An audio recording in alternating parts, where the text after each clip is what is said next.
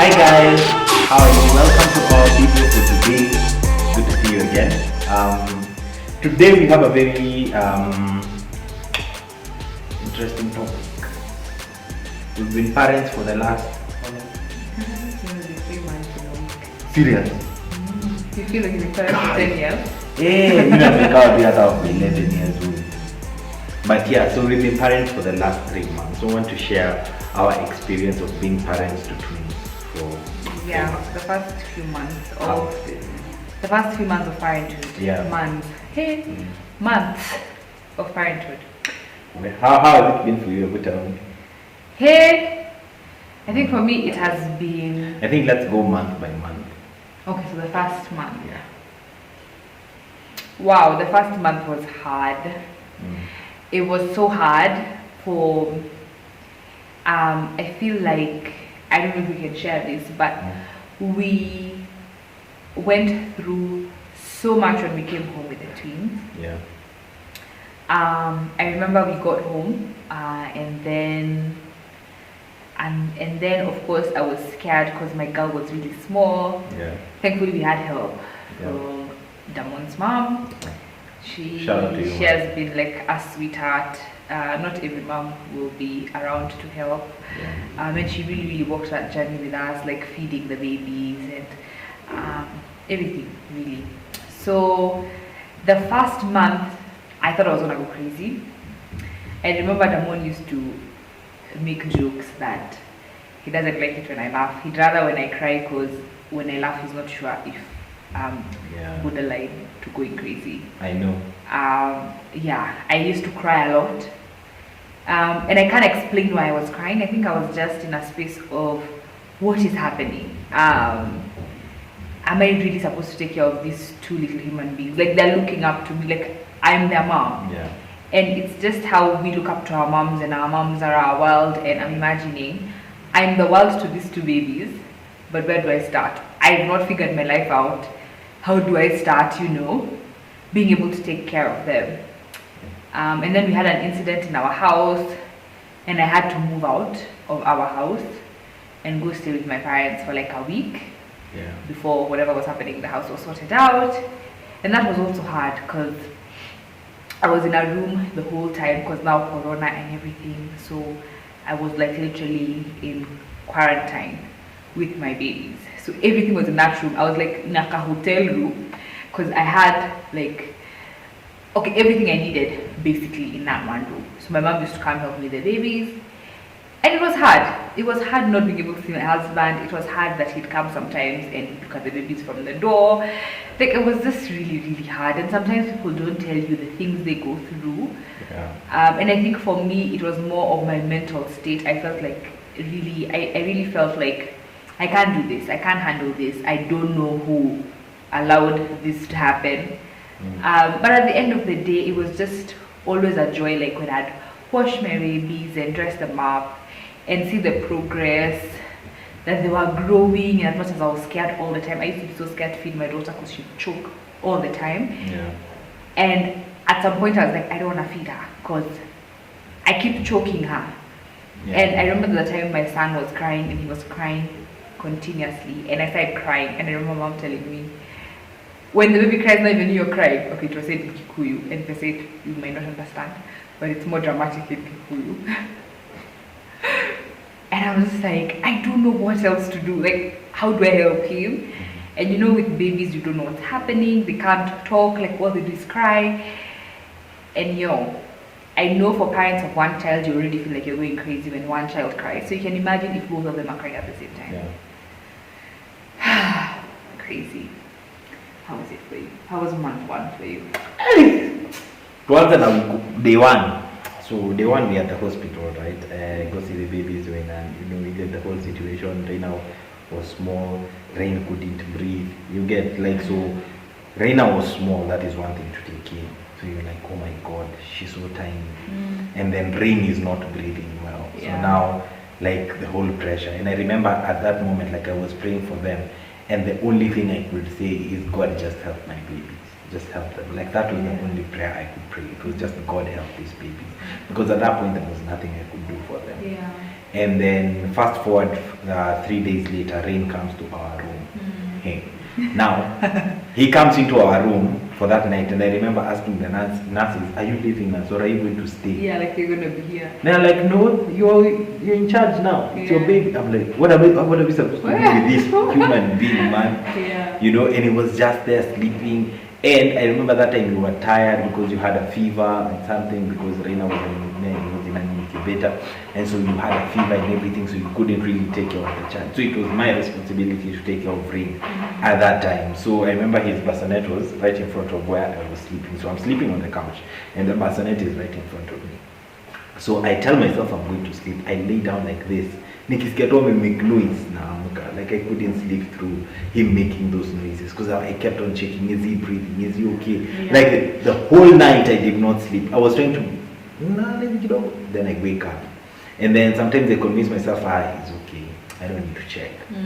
But then something tells me, no, just confirm. I wake up and confirm. I'm like, it was really crazy. That first night was brilliant. And a couple of other nights, like even when Reina came home, like for like 2 weeks, like or something like that, we were it was the still worst very kind paranoid. of sleep. I didn't sleep like this. Yeah, you're paranoid. You think maybe they're not breathing, maybe something is happening to them. You know, it's my risks, that seeds and all those things. So you don't even know what you're supposed to do. And then you've never been a parent to anyone before. So it's a whole new responsibility, because it's like you're expected to change. Like you as a human being, you're expected to change immediately. Like a switch. But the reality is you don't. You're still the same person. It's the same way when you get married, people expect you to change and become a totally different person. And the reality is you don't change. You are still the same person you were before you got married. And so like that whole experience was so crazy for me. That part was hard. Really like trying to figure out whether they're okay or not and all those things. And then it got to a point, and this is very sensitive, and I don't want anyone to judge me for saying this. And I want to say it with a lot of care, because I don't want it to be misconstrued. So Rain is a better feeder than Reina. Rain is bigger than Reina. So it got to a point where I started feeling bad for Reina not feeding as much as Rain is feeding. Again, I think I told her yesterday that at some point it started affecting me, that why isn't Reina feeding like Rain is feeding? Why can't she just feed like that? And then at some point I'm like, Rain is feeding so much, he's doing so well, and he's the bigger one. Why can't he let his sister? Get like all those emotions. Like it was crazy for me. And then of course there was the part of dealing with daddy issues, you know, because me myself, I had a lot of daddy issues and baggage from my father and stuff. And then now I'm expected to be a father to a whole human being. What kind of a father am I going to be? And you know, I have all these fears and I have all these worries. And I know people say that postpartum depression, that it doesn't affect men as much as it affects women, but I think it affects men more. Feminists, you have to come at me. Even me, I'll come at you. Okay, I get it. Like it affects men as well, but I don't think we can put a measure to how much it affects you than it affects us. Okay, let me paraphrase that. What I meant was, you see, with you guys, you know how to express yourselves. I get what you like mean. when you're depressed, someone can notice you're depressed. I get what you mean. But like as a man, it's very difficult for someone to tell whether you're depressed, because you keep hiding what you're going through and what you're feeling. And at some point, like, you know, there was a time where Rain was crying so hard. He was crying so hard, and I just nikaanza kusikia nikaa naweza gongo ukuta, like I can punch the wall or something. You know, I was like, so like it was really a huge ball game. And then for me as well, like the connection didn't come immediately. I don't think it does, even for the moms. I don't know. Like for me, I didn't feel that explosion of love, and you feel like me. It was just like, oh, these are my babies. They're so cute. They're amazing. Okay. That's it. They're human beings. Do I think even for moms, it's been exaggerated. That burst of love, I think, because of what we watch in movies. Because it takes, you know, it's like meeting someone for the first time. Like when I met Damon for the first time, it wasn't love at first sight. And yes, Yeah. people experience love at first sight. What I mean, like for me, I feel like one of the reasons why I didn't get that so-called connection at first is because I didn't hold my babies when I Oh gave yeah, birth to them. that for you. Like they were taken away immediately I gave birth to them. Yeah. And I saw them literally about 15 hours after they were born. That's the first time I was seeing my babies. Yeah. So you can imagine, now I didn't get to do skin to skin because they're in the nursery, so I couldn't do skin to skin. Yeah. They couldn't get Rain off the oxygen because he wasn't breathing well. Yeah. Reina, I held her for like 2 seconds to try and breastfeed her, and being the fighter that she was, she actually did latch on. But we were there for like 2 seconds and I was back in my room. Then I didn't really have the strength to keep going to the nursery, so it was also hard. Like, so I get what he's saying by burst of love. Yeah, like at some point I felt like I'm not an evil normal. person. You know? Yeah. Like why didn't I cry? Why didn't I like? Okay, I was teary. Like there was those emotions, but it wasn't hurting. Oh my God, I love this person so much. It was, for me, it was the confusion of a lot of responsibility. That is what I can say. Like it was responsibility coupled with, but when they turned 1 month. I was so excited. Then now we started vibing, you know, like at least now I relate to them. And now, like I can tell you, like the love I feel for those two human beings, like there's nothing that can take that. Like literally, like I would give my life for them right now. Totally. Because like I started feeling it. And every morning I wake up and just look at them, hold them now, and it's like, I feel so nice. Yeah, I feel so nice. Yeah, so that part. I think the first month, that is what it was for me. Yeah. You? Second month. I think we can do second month and third month together because it's just been. Yeah. I think I started becoming more confident as a mom. I wasn't scared to wash my babies, although I wasn't really scared from the beginning because I had mothered before. Yeah. By mothered before, I mean a friend's baby that I love with all my heart. Like she's my firstborn, and I technically mothered her. I was at the house every day when she came home and everything. So I learned how to wash a baby. I learned how to feed a baby. Like I just learned everything. So I wasn't really that scared mom. I think one thing that I can bless God for is I think we've said this before on my channel is that 95% of my friends are much older than me and they have children. Yeah. So I wasn't your typical first-time mom. I was a first-time mom. Yes, there are a lot of experiences you can't take away from being a first-time mom. But what I mean is a lot of the paranoia, a lot of the don't hold my baby, a lot of why are you doing that with my baby? Like it was just, I had a release that made it a bit easier for me. Yeah. So the first month, I can tell you Damon's mom washed the babies all the time because you're my back, knee, all those things. Yeah. And then after some time, I was like, yeah, I can wash my babies. Why not? And I think I had someone once saying that the earlier you release your baby, the easier it is. Yeah. The longer you hold on to them, once for don't touch my baby, don't do that. It will become harder. So month 2 for me, I think was good. It was a bit difficult because we're trying to get a nanny in this corona times. Yeah. And we have seen a fair share of drama with nannies. As we speak right now, we don't have a nanny. We've had 2 nannies. The first one stayed 10 days, the other one 5 days, and they left. So to anyone out there, being a twin mom is hard. Not many nannies are willing to take care of 2 babies, let alone 1. There's not even 1 baby is a whole situation. So you can imagine 2. So we've just been getting help from family, and we're so appreciative. Yeah. It's been like helpful that we have had help. Yeah. So we had a fair share of nanny drama. We started getting to know their babies and their personalities. Oh yeah, they did for it. Like now you can tell their personality and all those things. Yeah. It's very interesting. I think the hardest part about the first few months is trying to figure out what's going on with these babies. Like they're always crying, when to feed them, blah blah blah. And with 1 baby, it's hard enough. Imagine with 2. Yeah. So I finally decided to sleep train my babies. We are currently sleep training. So as you watch this video, as we record this video, it's just the 2 of us and our babies in the house, and our babies are quietly asleep. And it's given us a chance to a record. Yeah. So sleep training is hard. It's not easy. But it has brought a bit of sanity into our home, especially that we don't have a nanny. Because now I have to panga myself. When they are napping, I can get food done. I can clean up my house. I can do such things.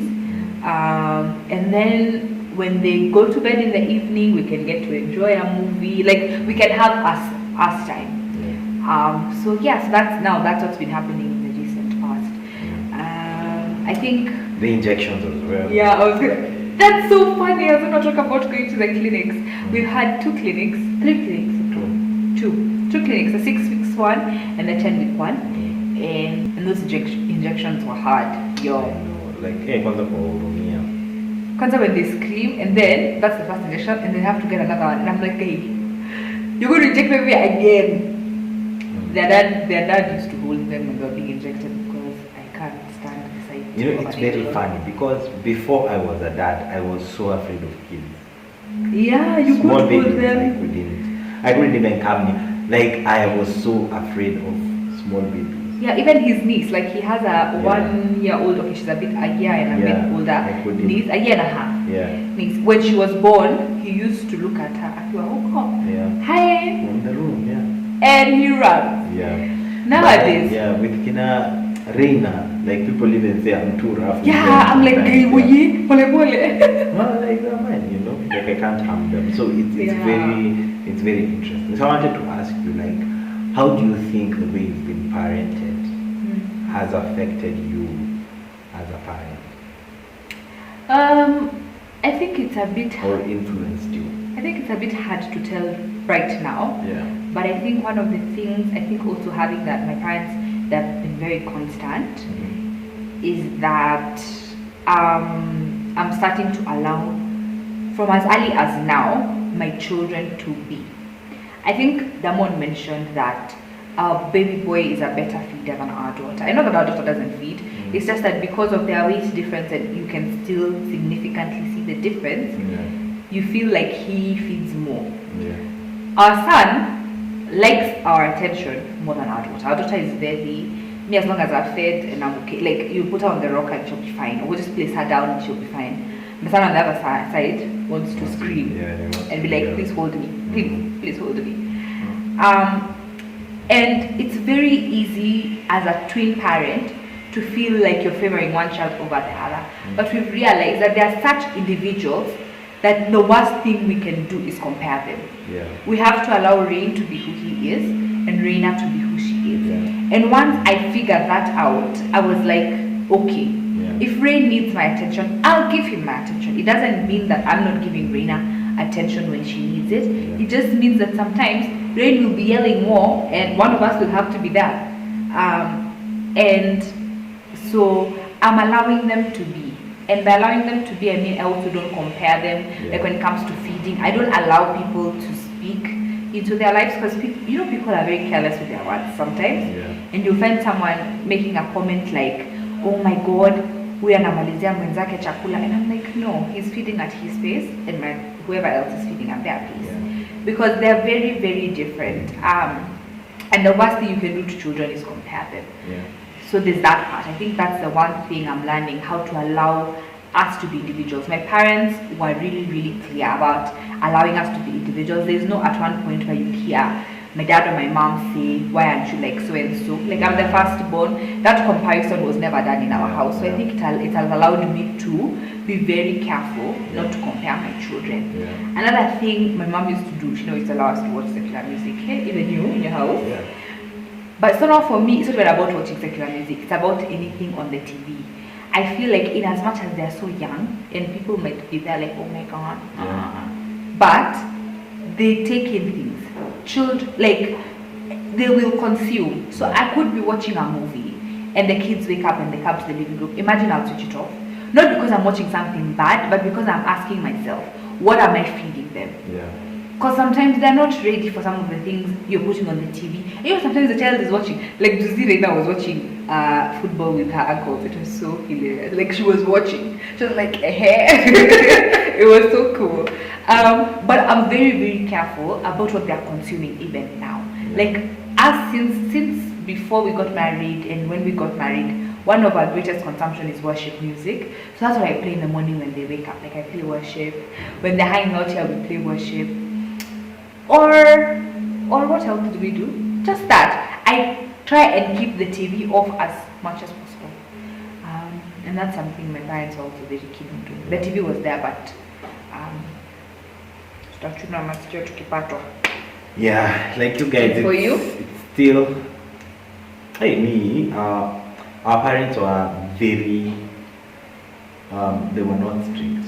Yeah. Our parents allowed us to be free. Like from our, may don't remember having a curfew. I think there was a time my mom tried giving us a curfew when we were in class 7 and it didn't work. Like she got tired.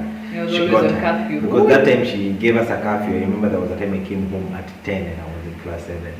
And the one went and I rode. From Kari we went to town and we went to Kenya Cinema. I remember that time it was the first Jesus Night concert. And we went, and I went with some guys from that hood, and Ernest Wamboya was among those people who took me. And I was a little boy. Aww. Yeah, we went all over, and then we were going for some other event, and then we said, let's go to Jesus Night. But that's really nice. Yeah, it was really exciting. So for me, I think we were given freedom from a very young age, and we were allowed to be ourselves. So for me, I don't have any expectations. I usually even say, if me they tell me they don't want school. Me and him both, because me don't like if they say they don't like school, me I'll just support them in whatever they want to do. They'll just get the basic education that everyone needs to have. Because honestly speaking, I have a law degree and I'm not even pursuing law. Yeah. You have an interior design degree, you're not even pursuing it. But I'm planning to. Planning to and pursuing it is two different things. I hear you. She's not going to pursue it, I promise you that. If she does it, it will. If she does it, it's going to be because she loves it, not because she studied for it. No. Because actually, the studying of interior design I did was rubbish. Don't come for me, please. But we literally did not learn anything for it. Was a waste of my 4 years. Exactly. You see, so like there are other people who've like been pushed towards other things, the things that they really want to do, and they've really succeeded in those things. So for me, I can say that I'm very liberal when it comes to. I think from how I was raised, I think I just have a thought. I might be a very liberal parent. No, you will be. I think I'll be the most strict parent. I think I am already the most strict parent. I'm the parent for even when they're small. Like I'm very, but it's a good thing. It helps us. It's good that we know who's good cop and bad cop. What would you tell a new parent? What would be your advice to a person who just got their child today? First of all, congratulations. But what I tell a new parent is be patient with yourself. Yeah. Be patient with yourself. And I'll repeat that so many times. Be patient with yourself. It's a whole new world for you now. It's a really big transition in your life. Yeah. And the worst thing you can do is beat yourself up. Take it a day at a time. It gets easier. It gets better. I could give an example for when we told you guys that when the babies came home, we used to sleep like 2 seconds and then she took, and it's the worst kind of sleep you can sleep because in the morning you have a headache. Yeah. Right now we sleep like at 20:30 at Tulalagi. Yeah. We sleep. You sleep until you're already crying. Because all those small noises, even you make those noises in your sleep. Yeah. You yawn, you turn and make a funny noise. You know, like sort of things. You also, what is it called? Snore. Maybe not snoring, but you can a little in your sleep. So even for babies, they make those noises. And so at the beginning, I'm not telling you it's gonna be easy. You'll also do those things, but with time, it gets easier. But the part for being patient, just be patient with yourself, especially the moms. Yeah. I've looked homeless for literally 3 months. Yeah. 3 months in, and I've been looking homeless. But I just one day decided, anyway, I can't look homeless forever, and it's okay for that homeless phase. I looked homeless for very long, and I just decided one day, Aki, let me just do my hair, stop feeling like ugh. But it's okay. It's okay to be in that space where you're like, let me enjoy my babies. Yeah. Not think so much about how I look, what I'm wearing, because the reality of the matter is, I have very few clothes that fit right now. And I'm not complaining. I am in the space of I just became a new mom. My body has changed, and it's okay. Yeah. It's okay. It's okay. Yeah. And so I'm in the space of it's okay and taking it a day at a time. So that's my advice. And yours? Huh? What's your advice for your parent? Me, I'd say take care of yourself. Because if you don't take care of yourself, you can't take care of another person. That's true. So I mean, like, take care of yourself mentally, take care of yourself spiritually, take care of yourself, like, even okay, physically it might be impossible for you to do that, but just take care of yourself. Because, like, find something. It's okay for you to leave the babies for like an hour or 2 hours or 3 and go out, be in a space where you enjoy it, and just just be by yourself or something like that. Like, just find something to do. Like, for me, I went to the studio, I went to finish my album, so for me that helped me a lot to deal with a lot of insecurities and thoughts and fears and all those things. So find something that works for you and do that. And then I'll also say that number 2, I'm going to say that your marriage comes before your babies. Because the same way they came, they're going to leave. And you have to understand that your partners first. Like, you are all Before each your other's parents, what you get. Like, we were partners first before you became parents, and so you have to keep that consistent and maintain it. Because, like, for us, when the babies came, and I'm not saying like to do that, but there was a phase where, like, I was going through so much. Men and women are wired differently. Like, how we handle things and how we guys handle things Very is different. two different things.